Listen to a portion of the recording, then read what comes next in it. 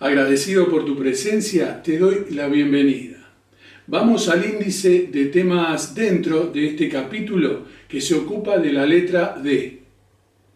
DAS, deflector, depósito de combustible. Desmodrómico, despeje, diésel. Diferencial y transmisión, difusor, dínamo y alternador. Dinamómetro, dirección, direccionador bífedo y splitter. Distribución de freno, distribución y distribución variable, DRS. DAS, corrector de divergencia y convergencia. De cara al certamen de 2020, los técnicos del equipo Mercedes-Benz montaron un sistema denominado con la sigla DAS, en inglés iniciales de Dual Axis Steering, que significa ni más ni menos que un corrector de convergencia-divergencia de las ruedas delanteras. En este gráfico se observa a través de flechas el posicionamiento posible de convergencia o divergencia en un monoplaza de la categoría. Cuando la parte delantera de las ruedas, como aquí, vistas desde arriba, permiten apreciar una inclinación convergente, es cuando apuntan una hacia otra, y divergente cuando apuntan hacia fuera. En el caso del W11, el conductor corrige o modifica los valores desde el volante polivalente, letra A, activando a través de la dirección asistida, que es a piñón y cremallera, letra B, un sistema hidráulico o electrohidráulico para tal fin. Yendo al valor práctico del asunto, desde hace años y bajo condiciones normales de pista, la configuración usual de las ruedas delanteras de un Fórmula 1 es de una muy leve divergencia, debido a que facilita el tránsito por curva, obviamente en desmedro del tránsito en recta. Corrigiendo a una convergencia, el W11 pasaba a disponer de un óptimo desempeño, que incide sobre todo llegar más rápido a la temperatura ideal, a la vez de un menor desgaste del neumático y una menor, por leve que sea, resistencia aerodinámica. La FIA declaró ilegal este artilugio para la temporada 2021. Deflector. Utilizados desde hace tiempo en el deporte motor, por ejemplo estos Vanwall de mediados de los 50, con este de tipo curvado sobre el capó. El primero en utilizar deflectores en la órbita de los pontones laterales y cercano a las ruedas en la Fórmula 1 moderna fue Lotus en 1985.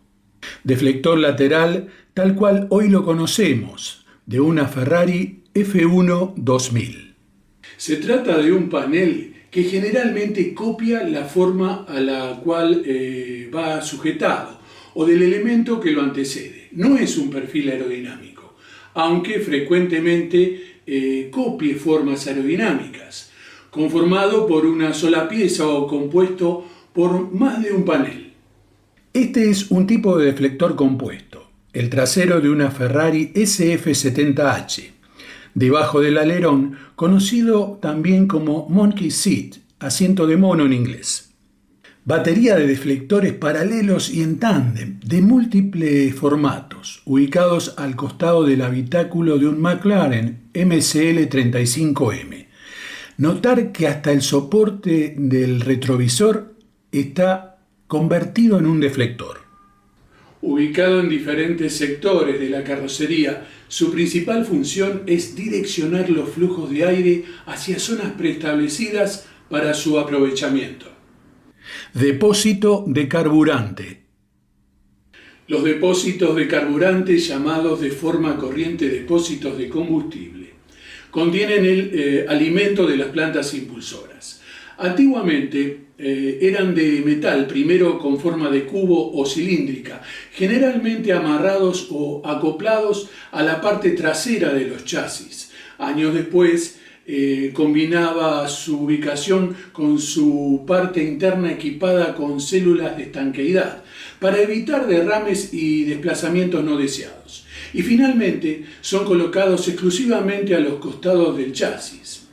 Si bien desde hace algún tiempo hubo algún que otro modelo equipado con depósitos de caucho reforzado, fue gracias al proyecto del monoplaza de seguridad Sigma GP de 1969, un monoplaza que, si bien nunca llegó a correr ningún gran premio oficial, fue con el que se dio un paso importantísimo en este rubro. El Sigma GP estaba equipado con depósitos de carburante especiales, teniendo gran deformabilidad, resistencia al calor y las perforaciones, y era además autoextinguible.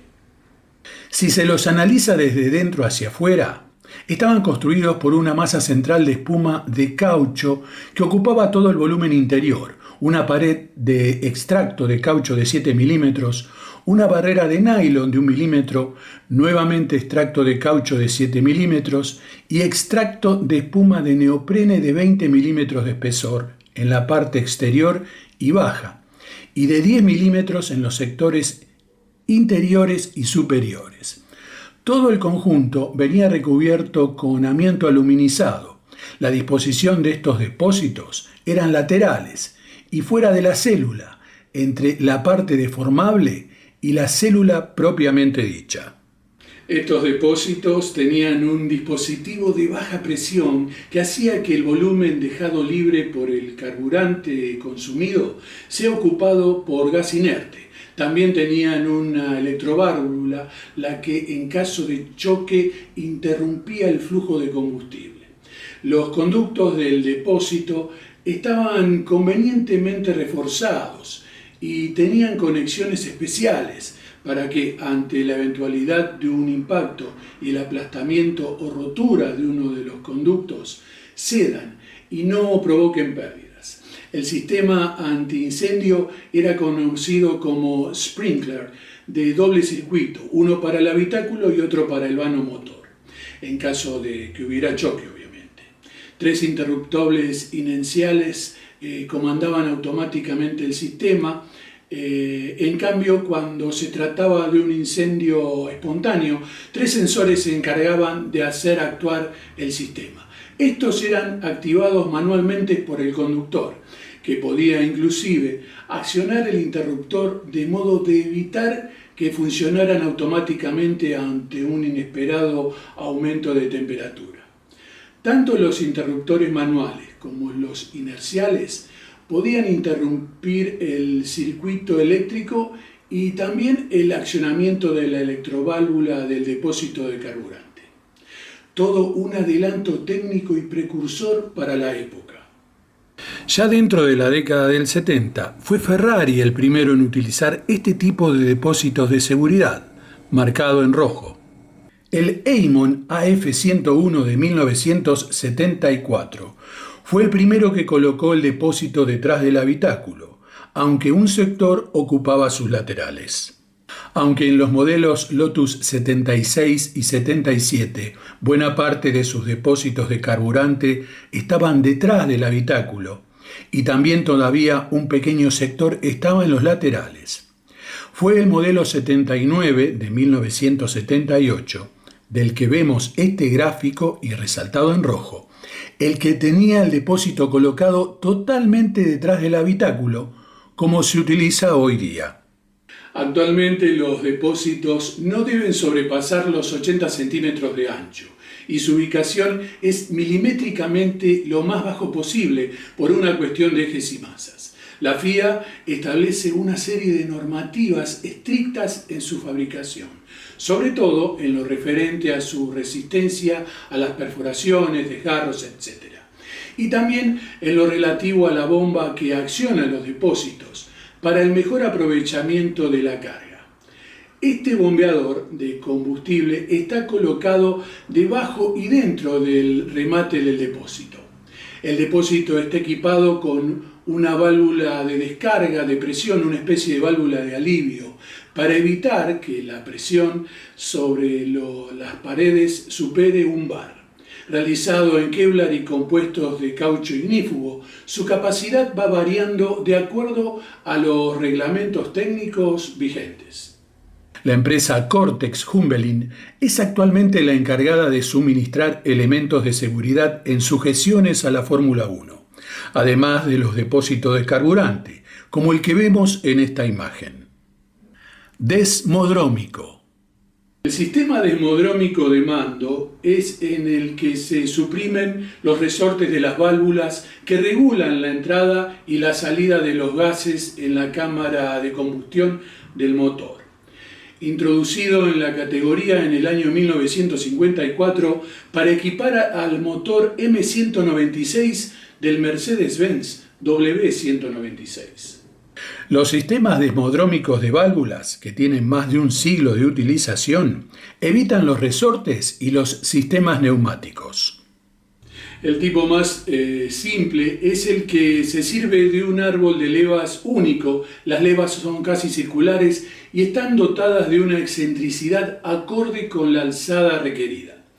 Ahora bien, además existe un sistema desmodrómico denominado Bywater, que consta de dos árboles de leva separados y donde sobre cada una de las válvulas actúan dos levas. Una se encarga de abrirla y la otra de cerrarla. Despeje. Despeje se le dice a la distancia que hay entre la parte inferior del chasis con respecto al piso. El despeje a través de los años variable siempre lo determina en forma reglamentaria el ente rector que rige los destinos de la categoría, o sea la FIA, porque siempre ha sido un tema clave debido a su crucial importancia a la hora de regular la aerodinámica del monoplaza. El despeje al piso de un monoplaza actual que avanza por un sector ultraveloz es de aproximadamente la parte más ancha y la más delgada de una ceja, aunque muy pequeñas ondulaciones del piso hagan desprender chispas de los patines de titanio que lleva en su fondo. El despeje o distancia al piso, comúnmente llamado con la voz inglesa rake, puede ser negativo, positivo cuando existe una inclinación y neutro cuando no la hay. Es decir, si existe más distancia al piso en el sector trasero que en el delantero, es positivo, imagen 1. Si el despeje es uniforme a lo largo de todo el piso, es neutro, imagen 2. Y si la separación o espacio al asfalto es mayor en el sector delantero que en el trasero, es negativo, imagen 3. Diésel. El gasóleo o gasoil a principios del siglo XX era tratado como un residuo del proceso de refinamiento del petróleo. Sin embargo, la creación de los primeros motores capaces de funcionar con este carburante, los llamados motores inventados por Rudolf Diesel en 1893, eran más eficientes que los alimentados por nafta. Cecil Lyle Cummins fue el primero en creer en este tipo de motores para la competición del más alto nivel, y en las 500 millas de Indianápolis de 1931 inscribió este Duesenberg, consumiendo menos de $1.50 en este carburante, para hacer toda la carrera sin repostar, logrando al menos demostrar la eficiencia y economía de los motores diésel frente a los de ciclo Otto. El último diésel, al menos con cierto éxito en correr durante las competencias de las 500 millas de Indianápolis, fue la edición de 1952, que por esas épocas era parte del Campeonato Mundial de Fórmula 1, logrando la pole position, a pesar de su gran peso. El monoplaza en cuestión fue nuevamente un Cummins, denominado Diesel Special, el primer monoplaza desarrollado en túnel de viento en la categoría del país del norte, y también el primero con turbocompresor en competir en las 500 de Indy. Más acá en el tiempo están los logros de Audi en las 24 horas de Le Mans, con sus motores turbodiesel de inyección directa, pero este ya es otro tema. Diferencial y transmisión. Cuando un monoplaza toma una curva, las ruedas exteriores, al tener que hacer un mayor recorrido, deben girar más deprisa que las interiores. Y es, por lo tanto, necesario utilizar un mecanismo especial llamado diferencial, que permite, por necesidad, a las ruedas girar a velocidades angulares diferenciales. En esta imagen de una carcasa recortada para fines didácticos, se puede advertir los diferentes engranajes que van en el interior de un diferencial. El diferencial, que pertenece al conjunto constituido por motor, transmisión, puente que genera el poder y lo transmite a las ruedas, está formado por los siguientes engranajes. Dos piñones cónicos llamados planetarios, unidos a los extremos de los semiejes, y otros dos piñones cónicos llamados satélites, montados en los extremos de su eje portasatélites y que se engranan con los planetarios. El diferencial autoblocante cuenta con dispositivos de bloqueo próximos a cada planetario, evitando que la rueda gire en vacío y a mayor velocidad, ya que el dispositivo bloquea el planetario correspondiente, impidiendo un giro inconsecuente con la otra rueda. La instauración de elementos de gestión electrónica, como en su momento el control de tracción a principios de los 90, interactúa con las partes mecánicas y aunque el control de tracción fue prohibido, estos dispositivos electrónicos han optimizado su eficacia y eficiencia a través de los años, llegando en la actualidad a parámetros de prestaciones realmente sorprendentes.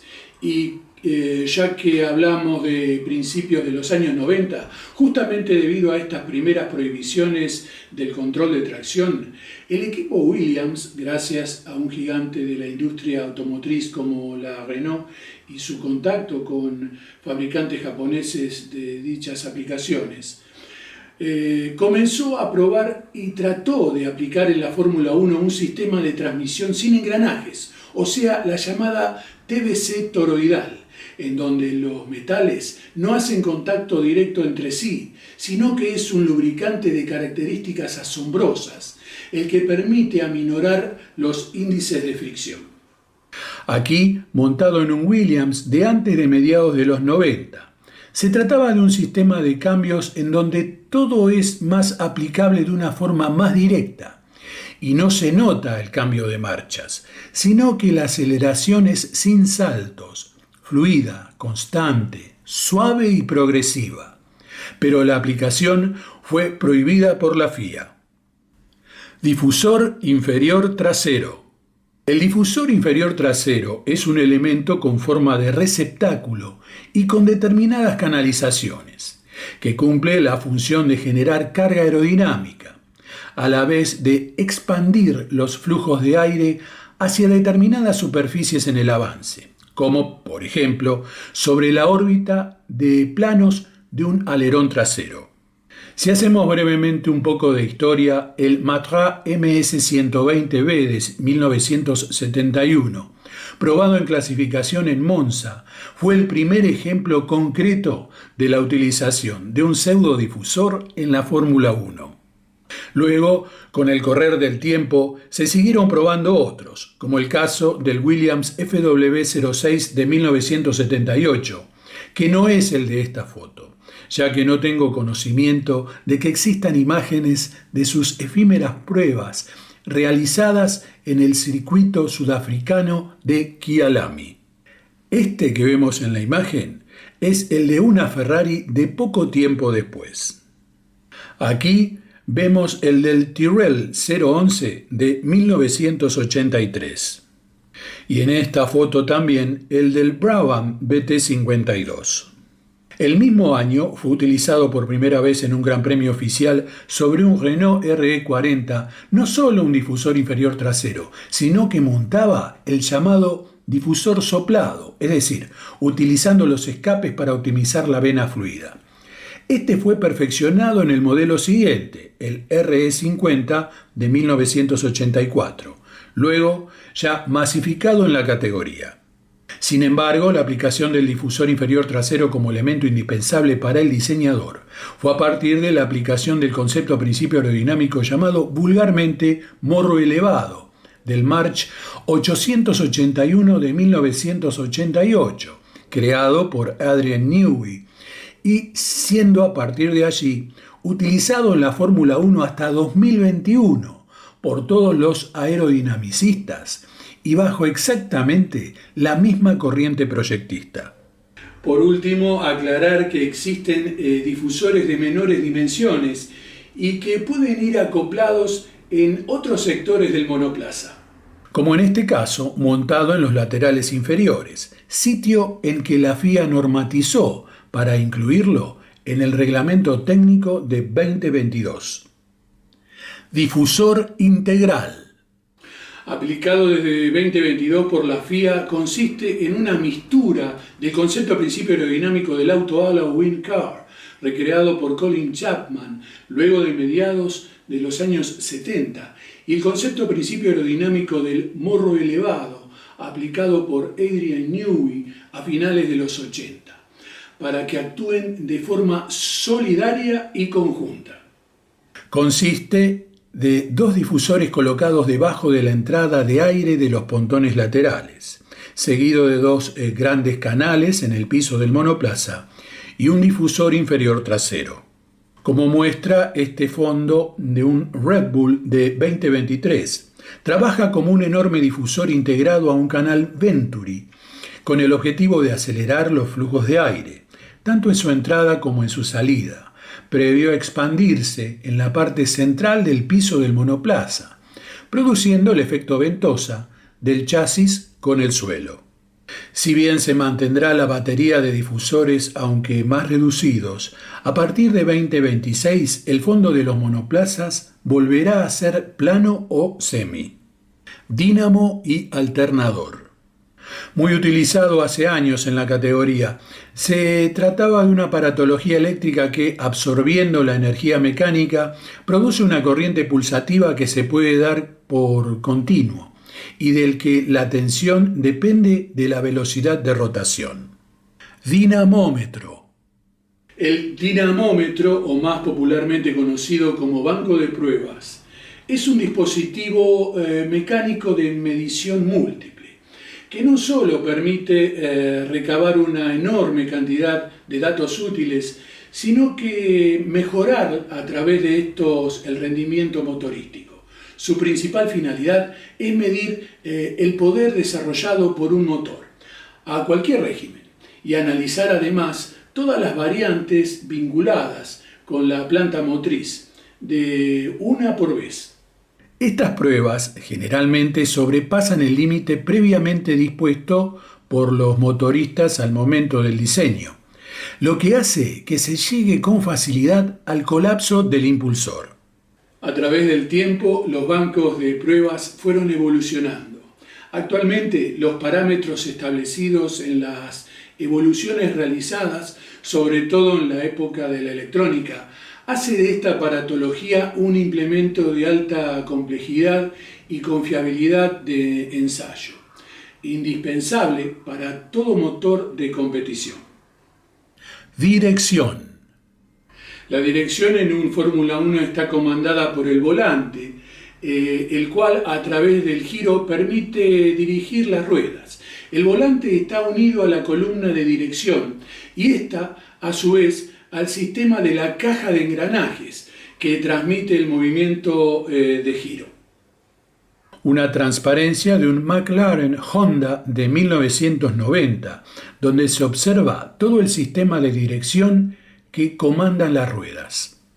El sistema de dirección de un Fórmula 1 es a pistón y cremallera y asistido electrohidráulicamente. En el recuadro en verde están los componentes de la dirección de este célebre BMW Sauber de 2008, que está cortado longitudinalmente por la mitad para fines didácticos, con el fin de ilustrar al público sobre sus entrañas, o sea, desde el volante polivalente, a la derecha de la imagen, hasta el piñón y cremallera, a la izquierda. Ese es todo el conjunto.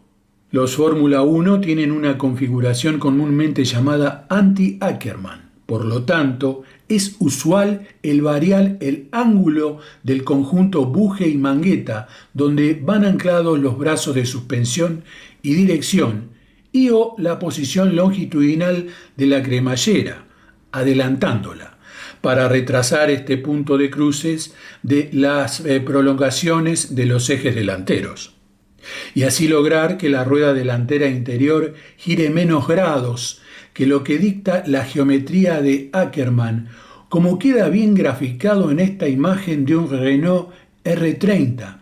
Observa una rueda y la otra.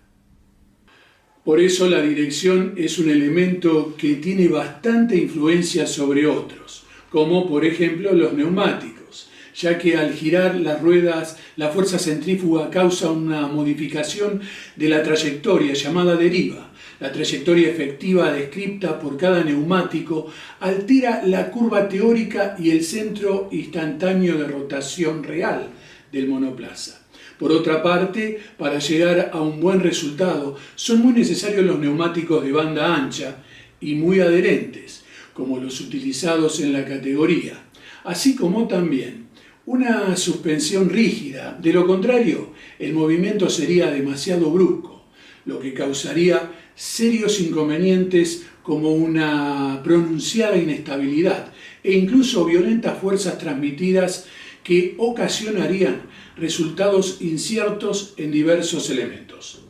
Direccionador bífido splitter. El direccionador bífido, también conocido en inglés como splitter, señalado con la flecha roja, se utiliza por primera vez en un chasis Tyrrell 018 de 1989, obra de Herbie Postlethwaite y la colaboración de Jean-Claude Millot. Se trata de un elemento aerodinámico ubicado debajo del morro y proyectado hacia el alerón delantero, como una especie de espolón, que cumple la función de conducir los flujos de aire acelerados, tanto por su superficie externa como por sus conductos internos, y hacia y sobre zonas anteriores del monoplaza, donde se requiere ordenar la carga aerodinámica, justamente bifurcando los flujos acelerados de aire. Distribución de freno. Los Fórmula 1 actuales suelen sobrepasar en algunos largos rectilíneos los 350 km/h y frenar a menos de 100 km/h en pocos metros. Y prácticamente no cabecean como en otras épocas, es decir que, aunque haya un traslado importante de cargas por efecto del brusco frenado, no existe casi ese, desnivel u oscilación con un movimiento de sube y baja entre la parte delantera y trasera como resultado del frenaje. En este gráfico se detallan algunos elementos que componen el sistema de distribución de frenos anterior y posterior. Y aunque es algo delicada la distribución de frenos entre el tren delantero y el trasero, es generalmente regulada con una prevalencia de aproximadamente un 10% mayor para el sector delantero que para el sector trasero.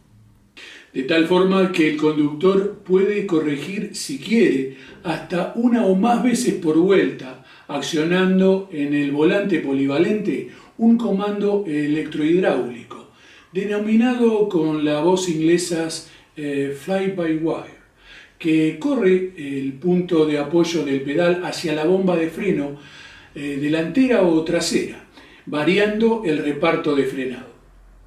Distribución y distribución variable. La distribución constituye el conjunto de las partes que garantizan la apertura y el cierre de los conductos que traen el aire o la mezcla aire-combustible a los cilindros.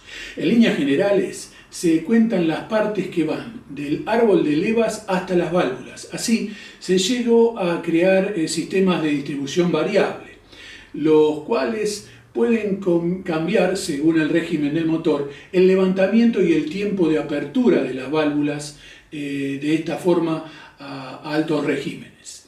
La sincronización entre todas las partes giratorias del motor, en particular entre el cigüeñal y el árbol de levas, deben ser óptimas. Plano del sector de la distribución de un motor V10 de Mercedes-Benz. Habiendo tres tipos o formas de distribución, la llamada distribución por cascadas de piñones es la utilizada en los motores de la categoría. DRS. El llamado DRS, que es la sigla en inglés de Drag Reduction System, es ni más ni menos que la incidencia variable del alerón trasero. Con el objetivo de promover los adelantamientos en pista es que el ente rector incluyó en 2011 esta aplicación aerodinámica. Cuando un monoplaza circula detrás de otro y en determinados sectores, en un rango inferior al segundo de diferencia, el mecanismo se activa, como se observan en estas fotos de este Lotus Renault dentro de los óvalos en rojo. Desde este ángulo superior trasero, dentro del círculo blanco, se nota claramente el dispositivo hidráulico de este Red Bull Honda que acciona el plano alar. Los alerones traseros de incidencia variable fueron introducidos por primera vez en la Fórmula 1 en carrera por Brown y Ferrari y por el equipo Eagle solo en días previos, durante el fin de semana del Gran Premio de Bélgica de 1968. El cable que va hasta la parte superior del soporte lateral derecho del alerón trasero de este Matra MS-80 de 1969 cambiaba su ángulo de incidencia desde un comando en el habitáculo. Las grandes alturas que alcanzaron hicieron que se prohibiera cualquier alerón que apoye en la estructura de las suspensiones. Eso eliminaba que se montara adelante. Su incidencia variable los hizo peligrosos y fueron prohibidos luego del Gran Premio de España del 69 por el ente rector de entonces, quien puso limitaciones en las alturas y superficies de los alerones en la categoría. Si bien hubo algo un poco parecido en 2009, a partir de 2026 habrá un sistema que permitirá variar la incidencia tanto en el alerón trasero como en el delantero. Bien, te espero en el próximo capítulo, el correspondiente a los términos con las letras E y F.